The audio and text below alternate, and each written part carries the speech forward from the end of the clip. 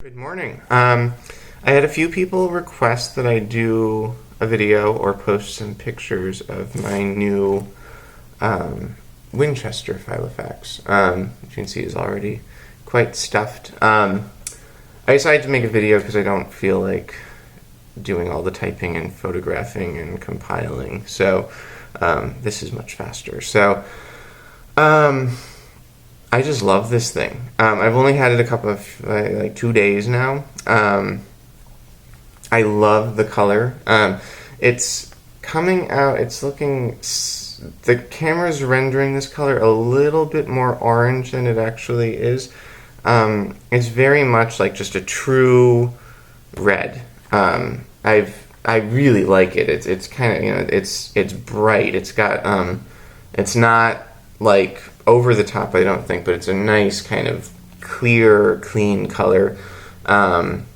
It's very easy to spot it when I put it down somewhere, which is useful because I'm absent-minded as hell, and I tend to put my Filofax down on a shelf when I'm at work doing something else because I need my hand free, and then I'm like looking, trying to find it, and it pops right out at you. In terms of setup, nothing has changed. I'm not going to talk about that particularly. The only thing that I've changed in here is I got Frederic sent me all the way from France a slimline address book here. It's the cotton cream one with the lowercase letters, which I like it because if I can get to one that's blank. I haven't written anything on this one yet. I can enter information right onto the tab itself, so the other ones were like blank, and I just filed the pages in between, and so I like this one better.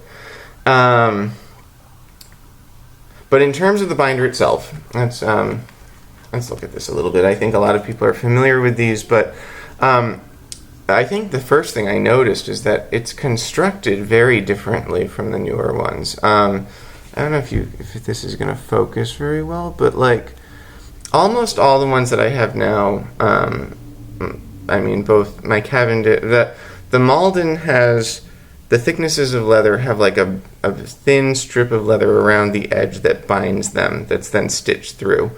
The Cavendish has, the leather on it is so thin that what they actually did, it's sort of like the two layers are hemmed. So they brought each of the two layers, they folded over, and they stitched through both of them. So you see, it makes a nice neat edge, but it's indicative of the fact that the leather is so thin that they can actually do that without it becoming bulky. This is fairly substantial. It's certainly not thick, but it's a nice sturdy leather. I really like how it's just the two thicknesses of leather just stitched together.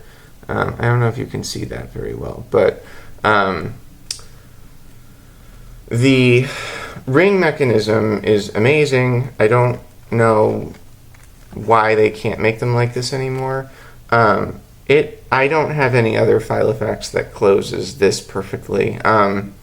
And it's got, I mean, it feels so sturdy when you open it and close it. It snaps. It's like vice grip. So I really like that. That's really nice too. The pen loop is tiny, and I was able to fit, with a little bit of persuasion, I was able to stuff this not very big Zebra mechanical pencil in here. This is just, what is it, the M301. This is not a very big pencil at all, and this was really, I mean, it fits, but it's tight. So I'm not sure. I think I'm just going to leave this in here. What I've actually been doing, I take my Safari fountain pen. I've just been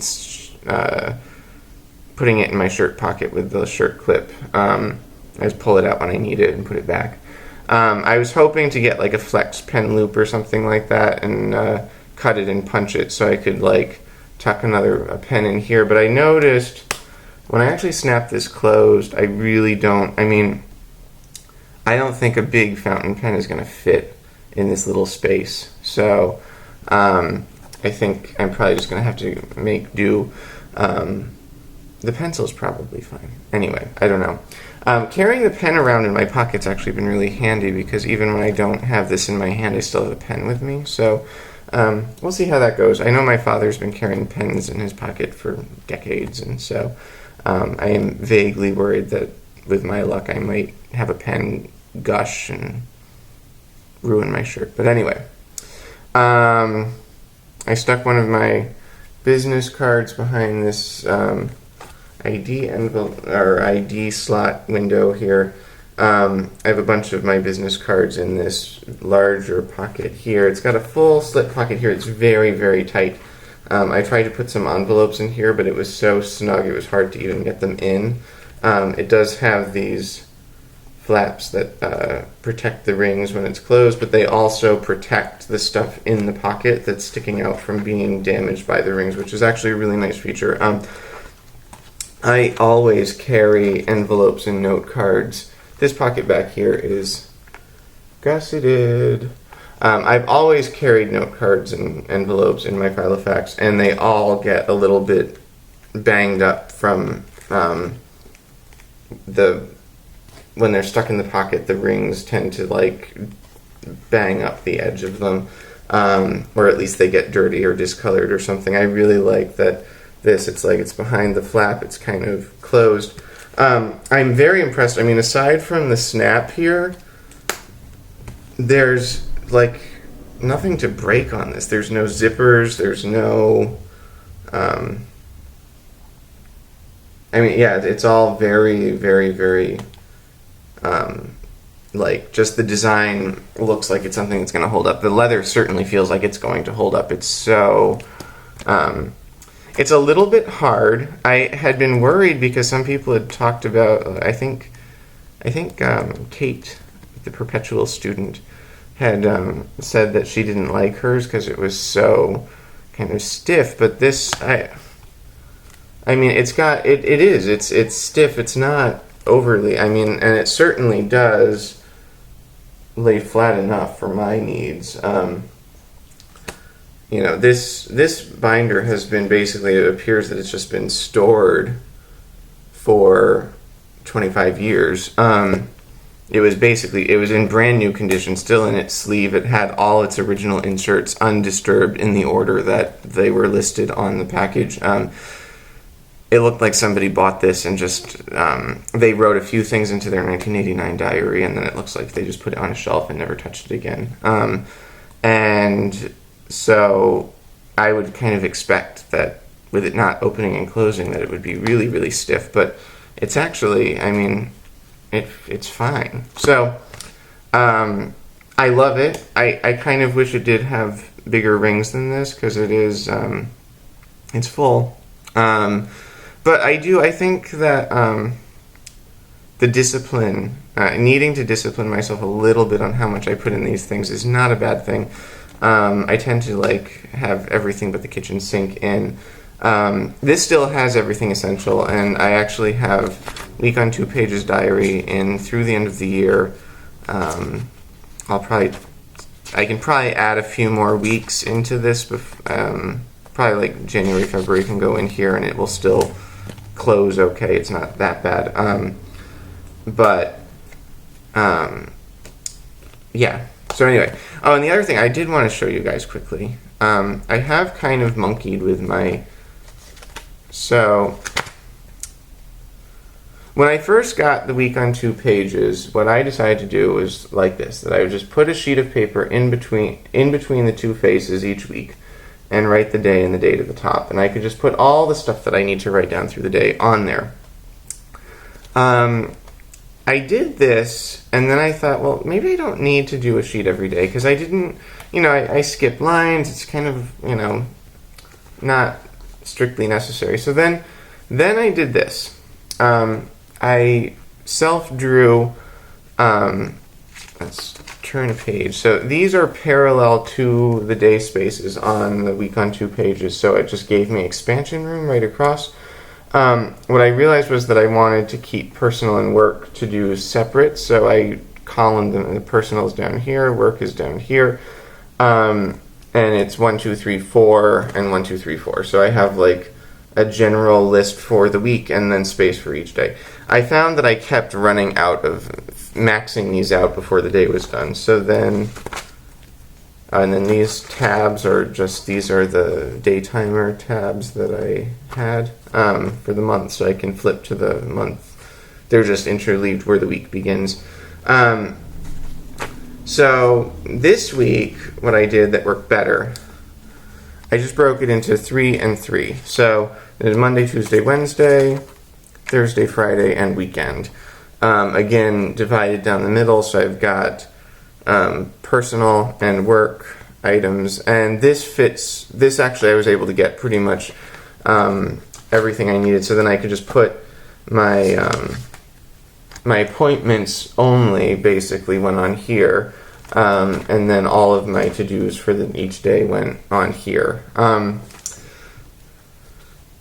It helps me. I think having a ruled page helps. I think that I wanted to try to kind of keep it looser than this, because some days I just don't need. Some days I need a lot of space. Some days I don't need very much at all. But what I think that I realized was I needed, when I'm on like Monday, something comes up and I need to kind of be able to look at my days and see what day can I schedule this, because I can't do it today, and looking at tomorrow I can't do it tomorrow either, so I need to put it on the next day. So I needed kind of dedicated space for each day of the week that I could write stuff out on. I mean, this is, I've only been doing this for a couple of weeks now. It's basically working fine. Yeah, the first week I just kind of kept a sheet that I just kind of kept logging stuff on. But I did find that it's like later in the week it was hard for me to figure out where I was at with things. And there are some things on my to-do list. It's like I know I can't do them today. And just having one long running list, it's like when you get into the week, it's hard for me to see which things are done, which things are not done. So anyway, I'll stop talking now. I love this thing. It's awesome. It was fairly expensive, but in as much as it didn't cost any more than one of the more high-end Filofax organizers cost. I think I paid £75 for this, and plus shipping, which was like another 10.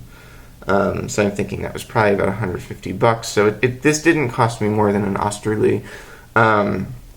It's definitely top quality. It's in excellent condition, and based on other people's experience with these, I expect that it will last me for, probably should get at least 10 to 20 years out of this. Considering that people still have these in use now that they've been using since the 80s. So, and yeah, I mean, it's gorgeous, and I just love it. I mean, it is so classic. So, anyway, and red. So, I hope you enjoyed the video. Let me know if you have any questions or comments or whatever, and I'll talk to you soon.